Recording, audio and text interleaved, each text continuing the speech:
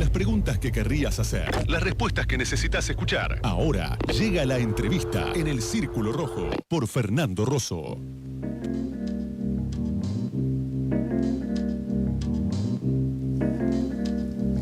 La revista Crisis es una revista de referencia, yo la leo hace muchos años. Voy a confesar que ahora me la mandan, pero la compré durante muchos años. Desde que estaba en Córdoba la compré siempre. Tiene cosas muy, muy interesantes y con muchas veces con revelaciones, con investigaciones que han sido revelaciones. Me acuerdo en este momento de Guernica, por ejemplo, o de los primeros trabajos de investigación sobre lo que era Vaca Muerta, alguna nota vieja, ahora hay otra, pero de Nati Gelosi y alguien más, pero de Diego Genúa en algún momento escribió, viajó hacia allá al sur, me quedaron cosas que me quedaron grabadas, entre muchas otras. Siempre es una referencia para pensar la política argentina, su director es Mario Santucho, que además en este número, después vamos a hablar un poquito de eso, sacó una nota particular. Mario, bueno, es periodista, es además, y tiene que ver con esta nota que salió en esta revista, es un apellido fuerte de la historia política argentina y de la historia de la izquierda argentina, hijo de Mario Roberto Santucho, que hace una investigación particularmente en este número en el que intenta indagar y llegar a quién fue el que vendió o delató a donde estaba su padre cuando fue asesinado. Pero vamos a hablar un poco antes de política, porque tiene muchas cosas para opinar y decir de política, además de esto. Y bueno, nos vino a visitar esta noche. Mario, ¿cómo estás? Bien, che, Fernando, un gustazo. Gracias por la invitación. Para nosotros también y para ayudarnos un poco a pensar. 6 meses, 7 meses casi, en cualquier momento no nos vamos a dar cuenta, ya va a pasado el año. No cayó. No cayó en Semana Santa. Como por ahora. Por ahora no cayó. Como diría Chávez. No cayó por ahora. Pero hay una pregunta que todavía nos seguimos haciendo mientras experimentamos este proyecto político en nuestra propia vida cotidiana, que es, ¿qué es esto al final? ¿Cómo llegó esto al gobierno y viéndolo andar, qué es? A ver, para mí cómo llegó al gobierno me parece que está bastante claro. Creo que tiene que ver mucho con una configuración de las cosas que se dieron durante estos 20 años, de lo que va del siglo, un poco más de 20 años, que básicamente yo lo definiría como la construcción de una gobernabilidad progresista que dejó afuera mucha gente, fue generando un malestar muy grande de la mayoría social respecto de ese orden constituido, digamos, y que ese descontento y ese malestar fue muy capitalizado y fue muy narrado y fue muy politizado por una nueva opción política, que es la ultraderecha, que tiene la virtud de proponer una fórmula disruptiva, yo diría, clara, y que logra de alguna manera capitalizar ese descontento contra una forma de gobernar que ya no iba más. O sea, que todo el mundo, que era evidente que no iba más y que no tenía más que degradarse, y que generó en la gente una voluntad de ruptura. De decir, bueno, basta. O sea, experimentemos algo, lo que venga, que no sea esto. Y bueno, la virtud que tuvo, me parece, los libertarios fue de componerse con ese sentimiento de época y darle una serie de consignas y un programa claro, ¿no? 2 o 3 ejes fundamentales: la dolarización, la idea de casta. Bueno, eso me parece que más o menos, yo creo que está claro. Es el fin de un ciclo político y la emergencia de un sujeto disruptivo que no estaba dentro de los planes y que, pero bueno, que a su vez tiene una existencia global, ¿no? La ultraderecha no es solo un fenómeno acá, como sabemos. Yo diría que eso es más o menos cómo llegó esto hasta acá. Después, ¿qué es esto? Eso ya es más difícil de responder a esta altura de los acontecimientos. Te diría un par de cosas nada más. Primero, es algo muy... yo lo veo bastante frágil, lo veo bastante inconsistente, te diría incluso. Creo que, vos decías, todavía sigue durando. Creo que me parece que era demasiado extraordinario pensar que en tan poco tiempo se podía disolver. más allá de todo lo que podemos decir, de todo lo que ha hecho y de lo que uno puede decir que el ajuste, esto, lo otro, la verdad es que por este mismo nivel de hartazgo que había, creo que es muy difícil pensar que la gente, además tiene una virtud, otra virtud, que es que de alguna manera dijo lo que iba a hacer, o sea, lo anticipó, no mintió, fue a fondo con su propuesta, no se moderó, nada.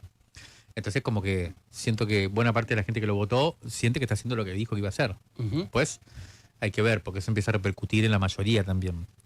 Pero así todo, yo lo veo como bastante precario el experimento. Para mí tiene esa gran virtud, que es que va a fondo también. O sea, la precariedad también tiene que ver con eso, con que hace lo que dijo que iba a hacer. Después uno puede decir, bueno, en realidad ya se está moderando, la dolarización ya quedó para una segunda etapa, podemos decir muchas cosas, pero, qué sé yo, el ajuste, están súper comprometidos con eso, la idea esta del déficit fiscal como el origen de todos los males, o sea, y después también tiene una coherencia muy grande, a mí me impacta mucho, con esta idea de que el Estado hay que destruirlo. Los tipos no les interesa realmente poner a la máquina estatal en movimiento. Sí, se mantiene bastante leal a esa creencia. Es increíble, ¿no? O sea, no funciona y no les interesa mucho. Quizás yo después, justamente hoy, mirá, tengo pensado hablar sobre eso, porque quizás no tiene la idea de la intervención estatal como nosotros pensamos, como uno piensa o como uno está acostumbrado a la normalidad de la intervención estatal. Pero sin embargo, está utilizando al Estado, mucho está utilizando al Estado desde el punto de vista represivo, inmediatamente, que es parte del Estado, hasta la votación de leyes para un determinado sector. No es que los retira y que todos sean por igual, ¿viste? O sea, como que no sé, lo escuchaba a Kachanowski, acá, mirá quién te cito, mirá hasta dónde retrocedimos. Que por ejemplo el RIGI, el régimen de inversiones, dice es un régimen que viola el principio liberal más básico, que es la igualdad ante la ley, porque ¿por qué los que van a imponer más de 200 millones de dólares tienen más privilegios? O sea que desde el Estado, apoyado en el Parlamento, es una política para que un sector se enriquezca, ¿no? Entonces, bueno. Sí. Sí, es su idea del Estado, que siempre lo dijo además. O sea, el Estado para nosotros es garantías para que y beneficios para que los privados hagan el mundo, para que el mercado construya el mundo, y represión. Claro. Lo dijeron desde el principio también eso. Yo lo que me llama la atención es todo lo demás, ¿no? Como asistencia social, qué sé yo, todo lo que uno puede pensar para cualquier opción progresista, de lo que significa. O alguien que no quiere que se le pudra, aunque sea, digamos. Por ejemplo. A mí me llama mucho atención. Ahora, yo creo que es muy frágil y muy precario, y lo acabamos de ver. Yo, la verdad, mira, nosotros veníamos pensando esto, que se había entrado, digamos, uno podría decir desde marzo, abril para acá, en una etapa de medio decisiva, yo podría decir, que tenía que ver con su ley, con la ley que planteaba, esta especie de que no sé, y la situación económica muy frágil también, ¿no? Como que no sabía qué pasaba. El 12 de junio, cuando se vota la ley en el Senado, mi sensación primera fue, bueno, acá tuvieron una victoria política. Un triunfo, exacto. Sí. En la calle y en el Palacio, en los dos lados. Y bueno, y al día siguiente los mercados respondieron bien, uno decía, bueno, acá parece que lograron un nivel de consistencia. Una semana después, ya está todo de vuelta. Todo discutiendo de nuevo, discutiéndose de vuelta, el dólar, el FMI. O sea, es todo bastante precario. Y después, a mí me llama mucho la atención que hablando con algunos personajes que uno podría decir de la casta, hoy ligados, por ejemplo, al cordobesismo, que ven por ahí la cosa, un día ya hablando y diciendo, hay que armar una nueva opción política, el peronismo está vetusto, de Córdoba tiene que surgir una nueva protesta, nueva propuesta. Y yo le digo, bueno, ¿qué están pensando? ¿Presentar el año que viene, hacer una opción fuerte, discutir ahí cuál sería la alternativa? Me dice, no, ¿qué? El año que viene ¿qué estamos pensando? El 30 de agosto, esto. O sea que. Cordobesismo destituyente es una cosa novedosa en la política argentina. Por eso me llamó mucho la atención. Es todo bastante extremo. Claro. O sea, yo siento que es todo mucho más precario de lo que uno percibe. Y bueno, está esa experiencia medio cercana al macrismo también, ¿no? Que el propio poder le bajó el pulgar. Y acá estamos viendo el campo que no liquida, o sea, es una cosa que puede salir muy mal también. Hay un aire de déjà vu a Macri 2018 también, ¿no? O sea, como siempre esperando, ojo que te pueden, si no hay una revuelta de los de abajo, capaz que te pueden hacer una revuelta de los de arriba, ¿no? Exacto.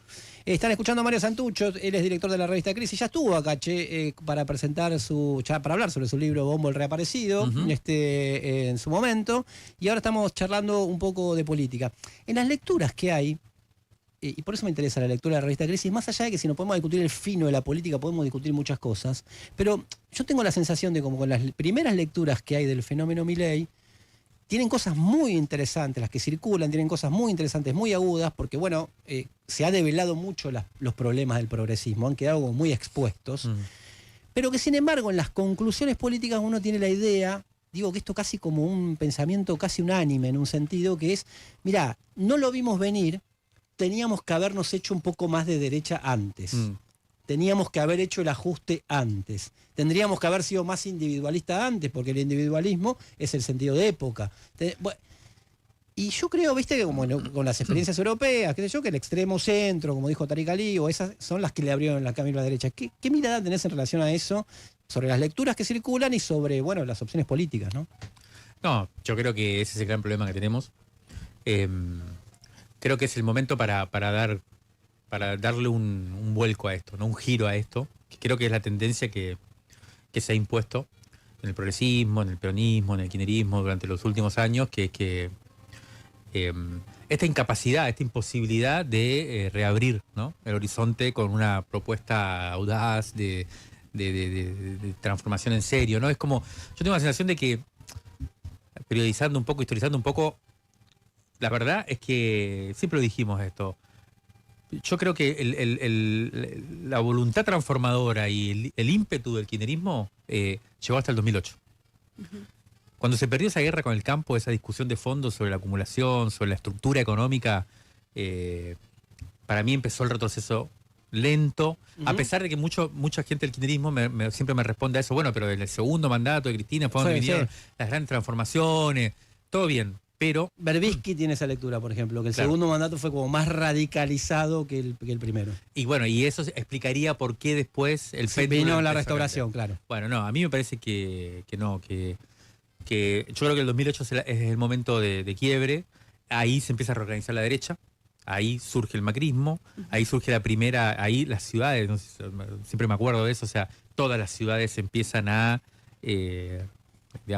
volcarse hacia otro tipo de opción política, y yo creo que en general el progresismo pierde toda vocación de relanzamiento, ¿no? y de radicalización en serio. Entonces, a mí me parece que esa lectura, y lo que decís de esa lectura, además tiene otra, que a mí me parece más preocupante todavía, que ya no tiene que ver con el balance de lo sucedido, sino que tiene que ver con lo que viene ahora, que es que, viste esta sensación, bueno, dejemos que hagan el ajuste ellos.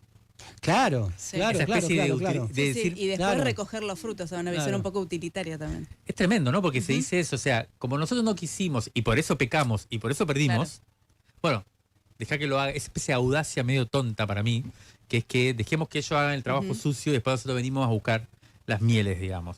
Me parece tremendo porque la verdad que lo que venimos viendo es que cada retroceso de eso, en esta especie de alternancia democrática que se sucede desde el 83 para acá, contando la dictadura, por supuesto, dentro de esto, cada vez que se retrocede mucho. Claro. Y después, cuando hay un momento democrático o un momento de progresismo, lo que se avanza no llega a alcanzar los niveles previos, digamos, ¿no? Que esto, uno puede decir, desde el 45 para acá pasa cada vez más precarizada la clase trabajadora, cada vez más los niveles de desigualdad, cada vez menos, bueno, fragmentado.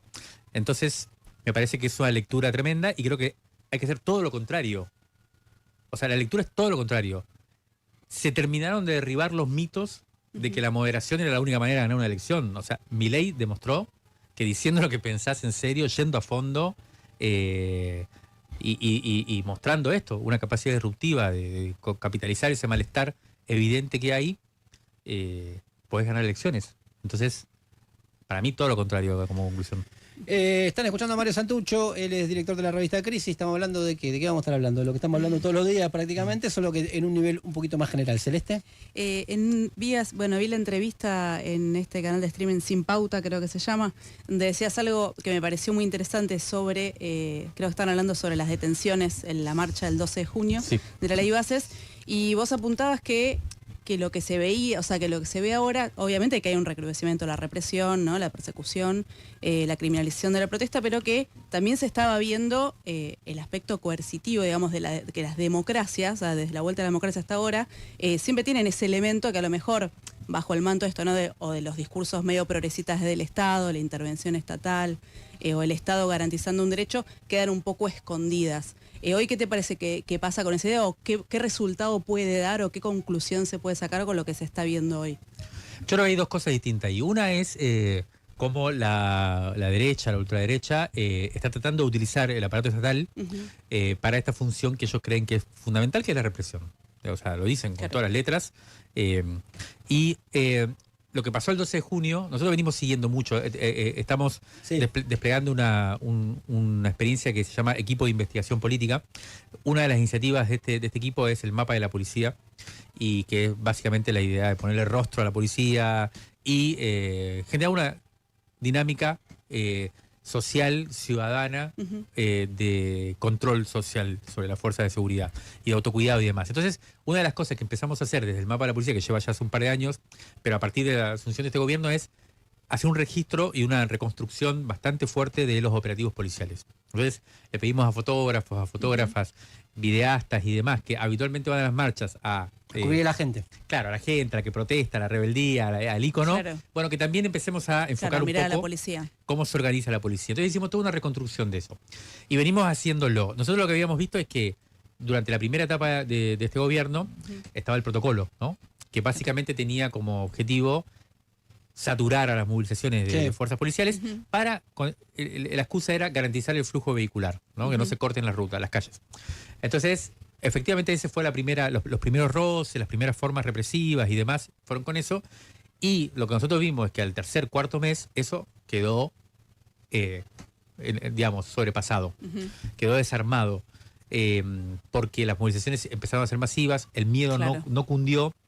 8 de marzo, 24 de marzo, la marcha universitaria, como que desbordó completamente esa pretensión de control, y teníamos la sensación de que estaba retrocediendo ya esa fuerza. Y ahí también nosotros percibimos algo que es un poco más sutil, que es que la vocación represiva del Poder Ejecutivo era mayor que la de las fuerzas de seguridad. Incluso las fuerzas de seguridad ejercían cierta resistencia a esa pretensión de dar palo fuerte. O sea, nosotros lo veíamos en ciertas escenas. Después se podía profundizar, pero sería largo. Lo que pasó el 12 de junio es una escalada en este punto. O sea, ahí hubo... tratar de retomar el control. Sí, y ya de una manera, yo te digo 3 cosas importantes para mí. Una es que ya no se trató en ningún momento, desde el principio, de las 10 de la mañana que empezó la movilización, ya no les interesaba que fluja el tránsito. O sea, ya eso se quedó en un segundo plano. El objetivo, claro, y que lo lograron, fue desarmar la movilización directamente. Sacar a la gente de la plaza, se van de la plaza y después no se vuelven a reagrupar. Claro. Eso nosotros tenemos bien constatado y lo lograron. Gran problema, ¿eh? Para mí es una gran pregunta ahora, ¿cómo volvemos a marchar? Claro. Si ellos están dispuestos a hacer lo que hicieron. Segundo elemento, el tuit que sacó la oficina del presidente fue fuertísimo. 19 y algo, muy poco... Entre bizarro y siniestro, ¿no? Sí, yo diría más siniestro que otra cosa, ¿no? Acusándonos de terrorista y de querer hacer un golpe de Estado. Sobre todo, más allá de la narrativa y de toda esta que puede ser bizarro, el objetivo era muy claro, era decirle a las fuerzas de seguridad, estamos con ustedes, vayan por más. O sea, fue poco. O sea, estos son terroristas. O sea, es un mensaje muy claro si se toma en cuenta esto que decía antes. Que hasta ahora las fuerzas de seguridad yo creo que venían incluso resistiendo. Los tipos dicen, vamos por todo, y ahí se abre otro escenario. Y lo tercero es el aparato judicial, ¿no? Que ya lo empiezan a instrumentar, que pasó 10 días antes de esa movilización, que fue los allanamientos a las organizaciones sociales, fueron muy violentos, muy heavies, y ahora la actuación de Stornelli, catalogando de sediciosos y subiéndole las penas a los detenidos, 33 detenidos que hubo el 12 de junio. Todo eso es un elemento que yo creo que tenemos que tratar de pensar, porque... O sea, se abre una nueva época, se acaba un ciclo histórico que era en donde la represión era otra cosa. Digamos, los que vivimos de alguna manera en los 90 vemos que... Cierto déjà vu, sí, cierto déjà vu, y también... Recargado en un sentido. Y vemos que lo que pasó durante estos 20 años fue un paréntesis. Claro. En una normalidad que es la de que si vos vas a una marcha... Sí, puedes quedar preso. Eso es y el otro elemento es qué pasa desde las fuerzas sociales, desde las fuerzas populares. Y ahí a mí me parece que el 12 de junio pasó algo muy triste para mí, complicado, que yo creo que hay que discutir, que es esta idea de los infiltrados. Que lleva como subtexto, como trasfondo ese enunciado de buscar infiltrados para lo que sucedió, es negar la posibilidad de formas de violencia de los manifestantes. Como respuesta, sí. Claro. Como respuesta legítima. Entonces, lo que pasa, mira, nosotros estuvimos reconstruyendo bien lo que pasó. Y lo del auto no fueron infiltrados. Ajá. Entonces, está todo bien, puede haber habido infiltrado. Está bien, sí. Pero es legítimo que si te cagan a palos, que si te cagan a tiro a balazo de goma, la gente empiece a generar. Es más, yo creo que comparado con lo que pasó en diciembre de 17, que fue una escena muy parecida, fue mucho menos. O sea, en ese momento nos acusaron de toneladas de 14 piedra. toneladas de Y piedras. al mal llamado Gordo del Mortero, que Exacto. tenía un instrumento que las marchas de Luz y Fuerza de Córdoba, por ejemplo, cuando viví en Córdoba, la vi todo el tiempo, para abrirse paso tiran eso. Claro. Él se lo acusó como de no sé qué, y esto es redoblado, claro. Y sin embargo, en diciembre del 17 logramos revertir eso. Claro. Y hoy me parece que esta búsqueda de la explicación de que nosotros somos buenitos, nos cagaron a palo porque no sé qué, vuelve esa. Yo creo que hay que poder saber que, bueno, que se vienen momentos en los cuales las experiencias de resistencia tienen que estar. Sí, hay un punto ahí, Mario, que quizás lo pienso en voz alta ahora. La masividad de la marcha universitaria, la masividad de la marcha del 8 de marzo. Si los sindicatos, como esto lo dijo Rolando Graña, que no es un trotskista ortodoxo, que dijo, si los sindicatos hubiesen puesto 300, 400 mil personas, los grandes sindicatos, la CGT, hay también una responsabilidad política de gente que está negociando, midiendo la negociación, ¿no? O sea, Moyano no avanzó, se retiró antes, pero con un sindicato como el Peso Moyano podía haber avanzado inclusive, y todas esas cosas en un sentido se diluyen porque se transforma en otra movilización de otro tipo, ¿no? También hay una responsabilidad política ahí. Sí. Sí, a mí no me gusta mucho como esto, buscar como esto, de vuelta, los chivos expiatorios de por qué pasa las cosas. Lo que pasa es que si vos pero lo que si decís te es dejan, verdad. esto lo dije gente común, la CGT no dejó en bolas, o sea, Claro. ¿entendés? O sea, no se retiraron temprano. Se retiraron y empezó la dejaron en represión. bolas. Entonces, a eso no te queda otra que una respuesta quizás a veces entre impotente y con bronca, que infiltrados o no, pero que juega en esa ambigüedad. Entonces es como complicado. Sí, ahí lo que pasó fue, nosotros lo vimos muy claro y lo tratamos de entender, es que efectivamente Camioneros no entró. Tenía la columna más grande de la movilización y no entró a la plaza. Y parece que había evidencias de que ellos sabían de que se iba a pudrir. Yo creo que más que echarle la culpa, digamos, a los camioneros, hay que tratar de entender, pensar por qué no entraron, qué es lo que vieron, Claro. qué no está claro. Yo creo que sí, que si hubieran entrado era otra situación.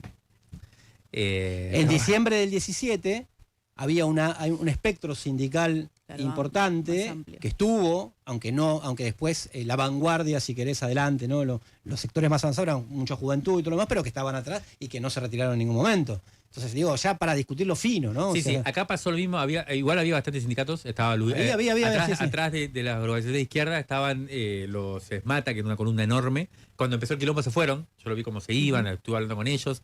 En el momento de la resistencia mayor hubo sindicatos, pero, o sea, Está bien, está bien, hubo está bien, sindicatos poniendo el cuerpo. Marítimos Sí, estaba. estaban los obreros Lo marinos. marítimo, eso fue Portuario fue tremendo. El SOMU, El SOMU. exactamente. Fue sí, sí. tremendo. Sí, sí. Y después... No, por eso no una crítica general. Y Digo, después yo también creo que, así como decís esto, y yo creo que está bien, pero a mí me parece que no está bueno tirar la pelota afuera. Porque también, a diferencia de diciembre del 2017, esta vez no hubo capacidad de parar a la policía. Ni voluntad. De todas las organizaciones. Digamos, donde se pudrió por la zona de Irigoyen, que era la UTEP, ni por la zona tampoco de Rivadavia, que era la izquierda.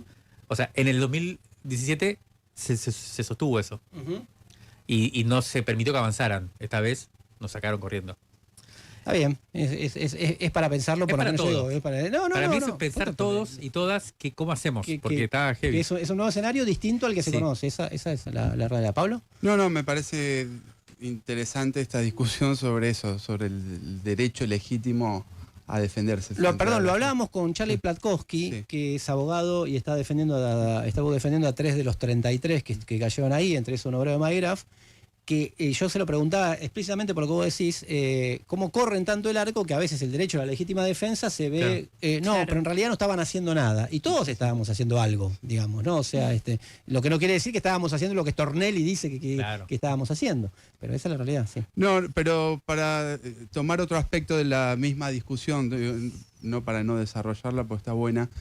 Después también hubo una defensa democrática en un amplio espectro de los presos que quedaron esa noche, y bueno, de los 5 presos que siguen estando, que también creo que es significativa, digamos, desde el punto de vista de las firmas que recogió del amplio espectro político que se ubicó frente a defender al extremo, no porque estaba de ese lado, pero ¿cómo se llama el de la franja morada de económica?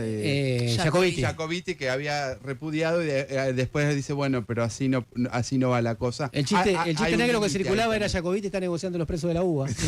Pero bueno. No, después no hizo nada, evidentemente, pero digo, también ahí parece que hay un límite que lo intentan correr, pero tampoco es que está regalado, digamos.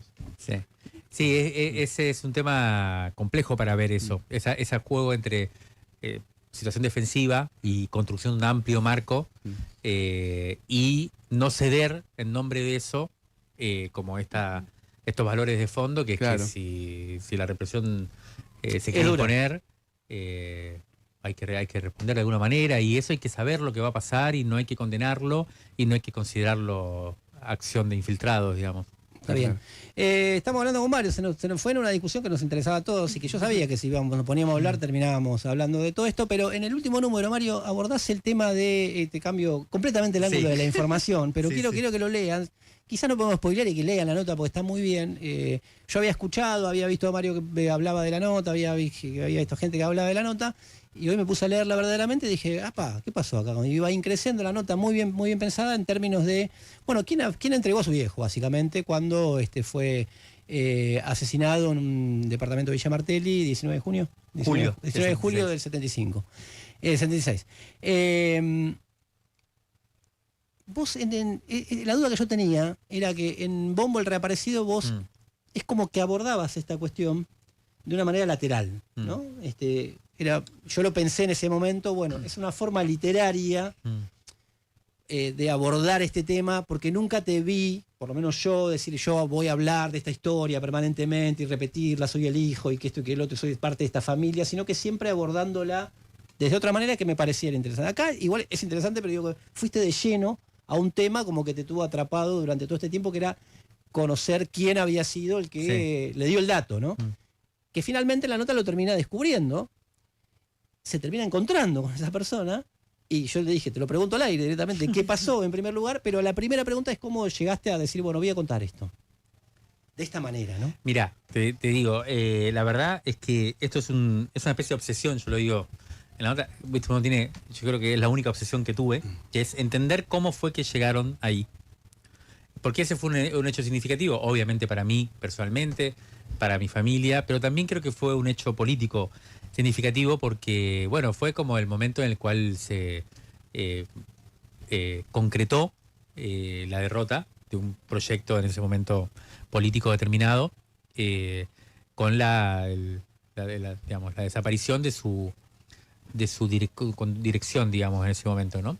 Y la pregunta es cómo habían llegado ahí, porque fue raro. Hablando del Partido Revolucionario de los Trabajadores, Ejército Revolucionario del Pueblo, Mario Roberto Santucho y la cúpula o parte de la cúpula del PRT reunida en un departamento que termina en un enfrentamiento con la fuerza de seguridad que fueron a capturarla a partir de alguien que los vendió, ¿no? Para exacto. Entonces, bueno, habían varias versiones. Una que ella ese día tenía una reunión con Montonero por la cual mi papá se había quedado. El otro día se iba él a Cuba después de haber decidido en el partido que ya había que salir en ese momento.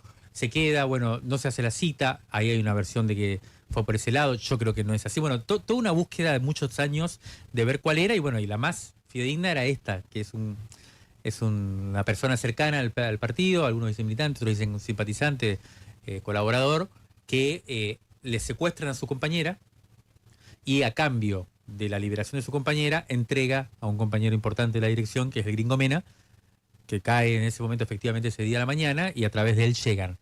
Bueno, qué sé yo, es una búsqueda, por un lado, una especie de obsesión personal. Por otro lado, yo creo que es una discusión muy, muy de fondo y muy actual también. sobre qué es la ética militante, sobre cuáles son los niveles de compromiso que se precisan para momentos incluso como estos que estamos viviendo hoy. Por ejemplo, para generar una resistencia efectiva a un avance tan grande del fascismo, de la represión, de como querramos llamarle. Y yo creo que durante todos estos años, para ir al tema político más allá de la nota, después si querés, se ha puesto tan en el centro, y tiene que ver con lo que charlábamos antes, a la figura de la víctima. Sí, claro. Que no es posible pensar formas del compromiso que estén a la altura del desafío que implica hoy. Perdón, Enzo Traverso lo ha trabajado mucho esto, que convertir al combatiente en víctima. Exacto. Que es víctima, pero no fue solo víctima, ¿no? Es víctima, pero es víctima porque fue un combatiente. Esa es la lógica. Entonces, víctima es lo que el poder dice, o sea, el sello que le imprime el poder al aniquilarlo. Entonces, lo que nosotros tenemos que hacer es entender que el poder reacciona así frente a, y lo convierte en víctima porque hubo un desafío al poder, porque fue alguien que lo desafió en serio al poder, que intentó. Bueno, esto es lo que a mí me parece que tiene que emerger. Entonces, para mí la gran pregunta que aparece es, ¿qué pasó si efectivamente un compañero, que hizo este canje? Esta transacción, siniestra. ¿Es pensable esto? Bueno, buena parte de la subjetividad que se impuso durante todos estos años, diría, no podemos condenarlo, no se trata de juzgarlo. Incluso yo digo, no se trata de juzgarlo, pero se trata de entender qué pasó ahí. Pero mucha de la subjetividad diría, hay que absolverlo porque era una situación excepcional, tenía a su mujer, etcétera, etcétera. Claro. Y entonces yo creo que eso hay que repensarlo, porque además, ¿qué es lo que está por detrás de eso? Se cuestiona a la idea heroica de los 70, que rápidamente nombraba como traidor a cualquiera que colaborara. Y es verdad que eso es un problema. Y yo creo que no podemos... Problema político sobre todo, más que moral, claro. Y yo creo que hoy no podemos poner en juego esa subjetividad de los 70. Y esa figura del traidor. No se trata de eso. Pero tampoco podemos decir cualquier cosa es posible. Vos no podés cambiar a un compañero por tu compañera. O sea, no es pensable. Entonces, no está bien. Entonces, eso es lo que a mí me lleva a tratar de pensar eso. Y es una discusión muy concreta, ¿no? Ahí de alguna manera lo pongo. Hay un libro que acaba de salir de Lelia Guerrero, que es un bestseller, y que trabaja esto de una manera para mí muy torpe, muy poco interesante. Bueno, son discusiones, uno podría decir, desde el punto de vista conceptual, cultural, que me parece que son importantes de dar ahora. ¿Y este hombre pensaba que eso no se hace? Este hombre no lo niega. Yo no puedo confirmar que efectivamente sea. Hay muchos indicios en la nota, un poco Está en la nota, sí, léanla. Están todos los indicios. Él lo niega, yo no lo termino de creer. Y el punto es que seguimos en ese escenario que es el de indefinición, que es el de incertidumbre, que es el que nos pone, yo creo que los militares, nos pone el poder, que es el de, ni siquiera es la mentira y la verdad, es la imposibilidad de verdad, porque no puedes ni confirmar ni descartar. Entonces, por eso yo tampoco creo que, o sea, no me parece que se pueda poner en discusión esto públicamente así, porque es una persona que quizás no haya sido. Claro. Y seguimos ahí en la búsqueda con un par de datos más y avanzando bastante, pero seguimos en el mismo punto.